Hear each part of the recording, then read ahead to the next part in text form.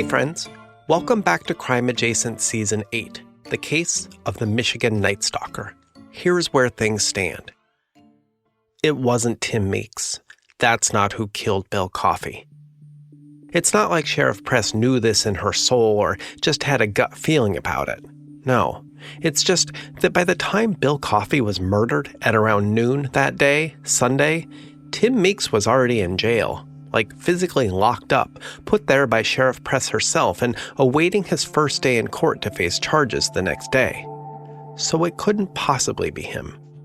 But remember, Meeks said he had an accomplice in all the break-ins, a guy who fed him information about cabins being rented by single vacationing women and said, hey, I'll pay you $500 every time you break into a cabin to scare them. It's him, Meeks said. It's Roger Michaels, the billionaire podcaster dude bro behind everything. But the thing is, that wasn't possible either. She actually believed Meeks about having an accomplice, yes. In fact, she had a great personal theory about why Michaels would be behind these break-ins, why he wanted Meeks to scare vacationers. I'll get to that.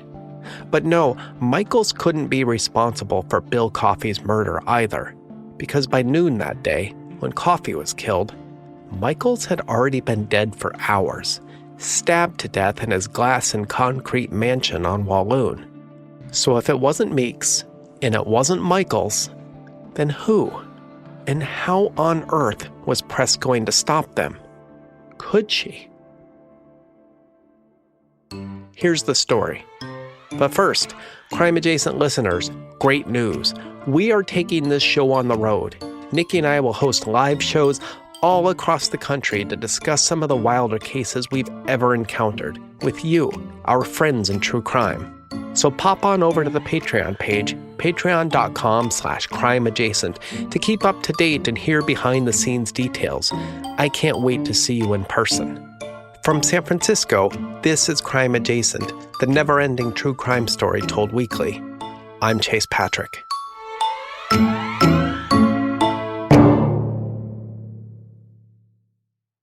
Like I said at the top, Sheriff Press had a theory about Roger Michaels and his involvement in this case, and it was confirmed later, months later, when DNA testing came back.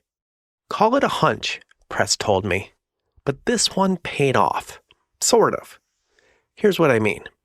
I'll let Sheriff Press tell it herself. She actually gave an interview to Dateline in 2025 after the full picture was revealed and all the true crime heavyweights came calling.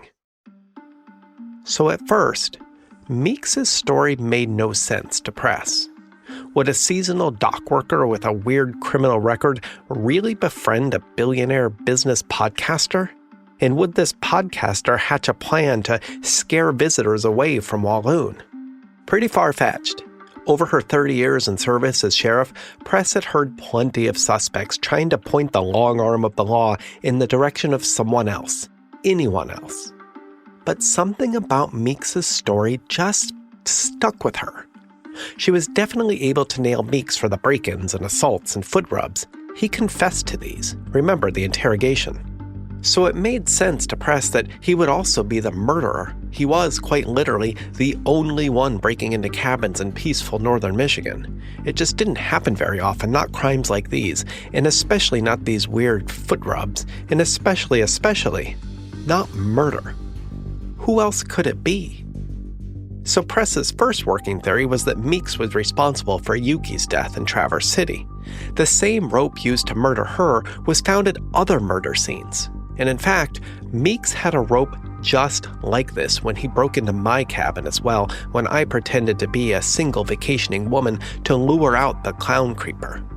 That same type of rope, like literally from the same spool, which was found at the country club boathouse quite literally under Meeks' apartment there, was then found at Allison's murder, in Joanne's. This is the same guy, right? Meeks. It had to be, no matter what he said. But there was just something that stuck with Press. Meeks was adamant. He even agreed to a deal. He'll cop to all the clown creeping foot rubs, No problem. He shouldn't have done it, but he didn't murder anyone, and he'd testify against Michaels. Meeks was not the murderer. No way. But by this point, remember, Michaels was dead. There was nothing tying him to any of this except Meeks' story, and Meeks was the only person saying anything about Michaels' involvement.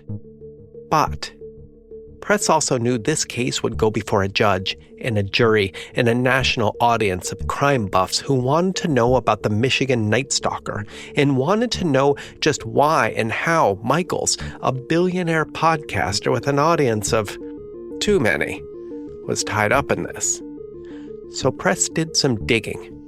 And some of Meeks' story, it checked out. Yes, it turns out people at the country club had seen Meeks and Michaels together, which wasn't entirely far-fetched. Meeks worked on the dock. People brought their boats to him for refueling and cleaning, so any member could be seen with Meeks. But not many members, in fact, no members that press could find, spent any amount of real time with Meeks. Michaels did. In fact, they were often seen by lots of members and other workers just sort of chatting it up in the lower section of the boathouse, where all the ropes and equipment are stored. Okay, so look, Michaels is a blowhard, or was. And Meeks wasn't the brightest, so maybe Michaels liked having a captive audience. That's what was going through Press's mind, she told Dateline. She listened to Michaels' podcast for her investigation, so this idea wasn't out of the question. Still, okay, weird a little bit, Meeks pins the murders on this billionaire, and this billionaire, it turned out, is the only member of the clubhouse to ever show any interest in Meeks.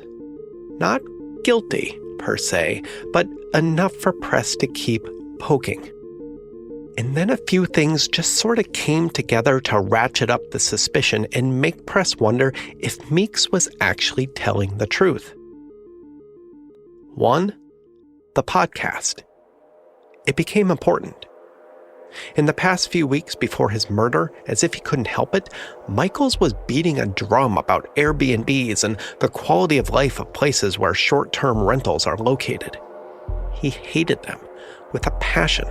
Too much noise, drunken wine moms woo-wooing into the night, litter, parking, late night and early morning arrivals. He said he was thinking of putting out a 10-point plan on Twitter or X or Mein Kampf or whatever they're calling it nowadays, to solve this social ill. 2. Press started asking about this when she interviewed club members and locals, and sure enough, Michaels was really on a bender. He was the one, remember, who was arguing at the town meeting just the other day to have a moratorium on short-term rentals. He told everybody, talked to everybody, was really trying to drum up support to ban short-term rentals.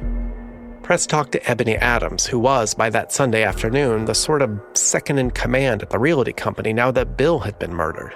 The only owner left was Eileen Coffey, and she was hunkered down at the Bear River Country Club that weekend. And Ebony said she and Michaels fought practically all the time. He kept pestering her about short-term rentals and putting a stop to them and asking her to instead only rent cabins on a yearly or even monthly basis. Couldn't there be a compromise? And Ebony, who owned a few of these cabins on the lake and depended on the income to afford this place, thanks to billionaires like Michaels coming in to drive the prices up for everything, said she was also starting to wonder if Michaels was more involved than she had known or anyone had known by this point. Because he just wouldn't let it go. He was manic about it. Ebony told Press she thought it was strange to have such a visceral reaction to pretty minor quality of life grievances like sound or noise when people like her were going to suffer if this moratorium went through. That's point 3. People like her. That stuck with Press. People like her cabin owners? Realtors? Was that it? Press wondered. It couldn't be. After all, Ebony was right. These were pretty minor nuisance complaints about noise and parties and litter. Is that enough to kill someone? To kill 3 people? But the fact pattern was hard to miss. Yuki, realtor. Allison, realtor. Joanne, realtor.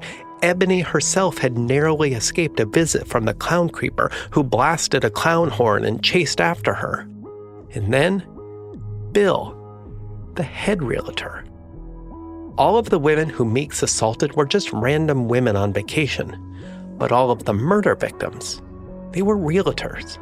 Realtors who owned or were trying to buy short-term rentals. Was that it? Press wondered. It couldn't be. A billionaire like Michaels could just buy up all those cabins instead. He could use his money to push through a moratorium. Would he really kill someone over noise complaints and Airbnbs? Press, to her credit, wanted to be as thorough as possible. There was no evidence, none whatsoever, linking these murders to Michaels. But she checked his whereabouts for the time of each murder, and no one could vouch for him. He was in Walloon during the time, at his house, but as far as anyone could tell, he was home.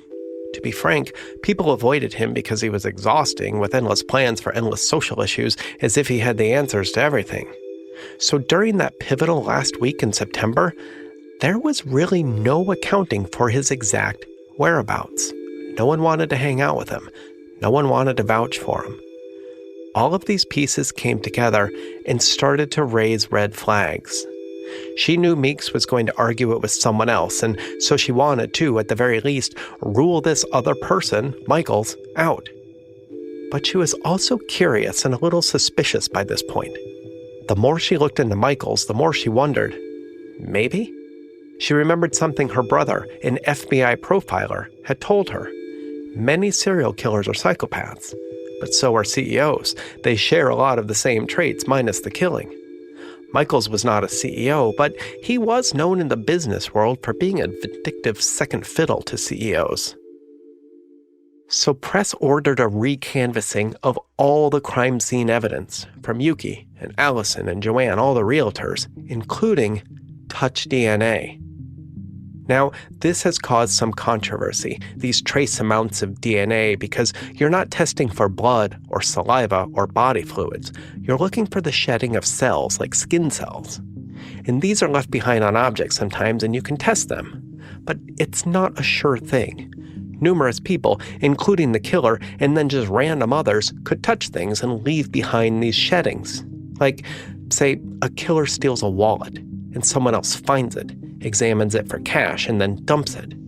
Each person might have left some touch DNA behind on this wallet, so you have to be careful with what you do with any matches.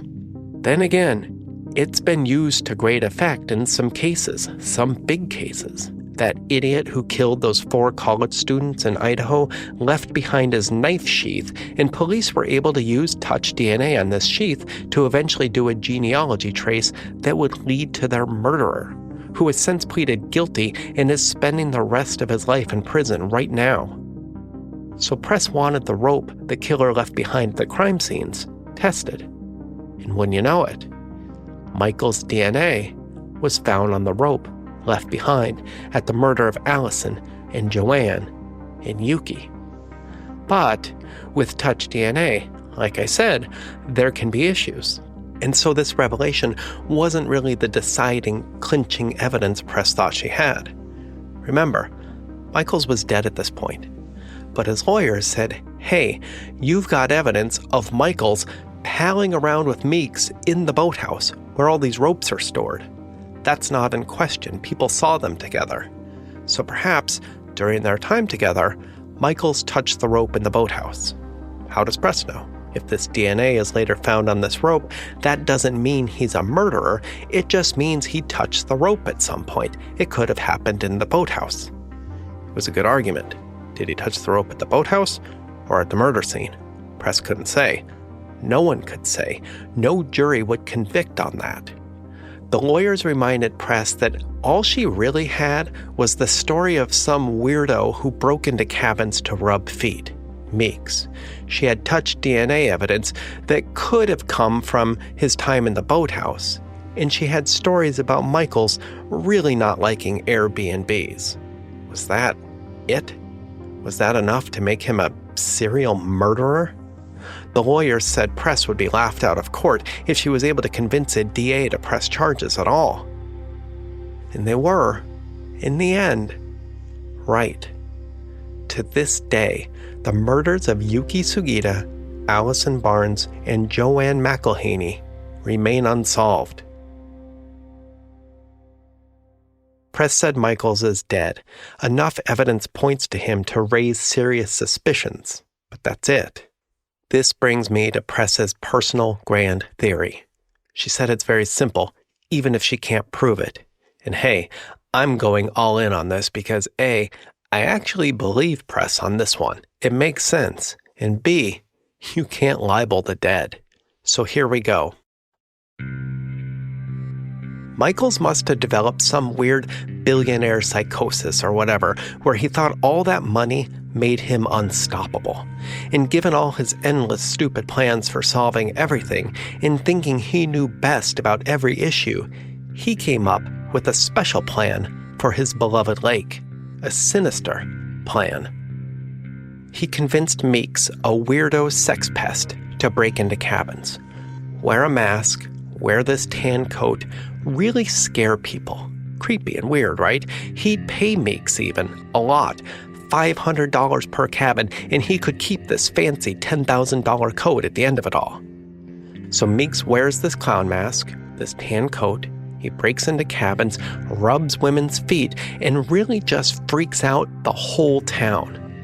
There's a man in a clown mask breaking into cabins with this very specific mask and tan coat. Michaels insisted Meeks wear this tan coat like a costume.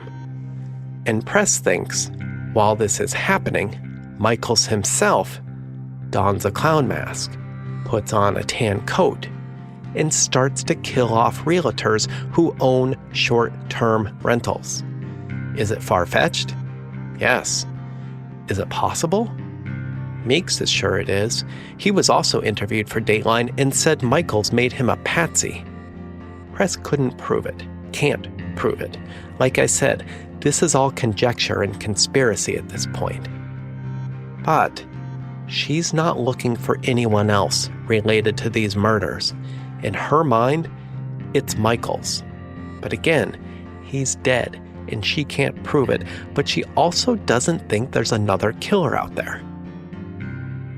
Well, that's not true. And that's where this case gets more complicated. Remember, Michaels was himself killed that very Sunday morning in his own house. So if Michaels was secretly responsible for the murders of the women realtors, who killed Bill Coffey Sunday afternoon? Press wouldn't have to wait long, because there was indeed another killer that day, and they had their very last victim lined up. Next time on Crime Adjacent. Deputy Swanson was released from the hospital Sunday afternoon, and she and Press gathered at the open house where Bill Coffey had just been murdered. Outside, on the sidewalk, locals and news crews intermixed, pushing at the crime scene tape and demanding answers. There had been 4 murders in the span of just 2 days.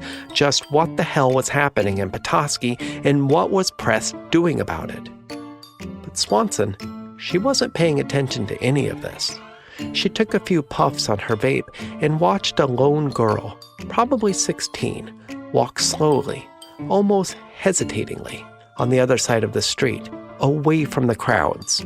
There was just something about this girl, this hesitancy, that drew Swanson's eye. Just as Press had a hunch about Michaels, Swanson said later she developed a hunch about this girl, like she knew in her gut something was wrong. It was a gut feeling that would put her face to face with the killer within hours. We're almost there, folks, in the home stretch of Season 8. Thanks for being here. If you're enjoying this show, please let me know what you think with a like and a review on your favorite listening app. I love to hear from you. From San Francisco, this is Chase Patrick with a reminder. It's not crime, it's crime adjacent. I'll see you next week.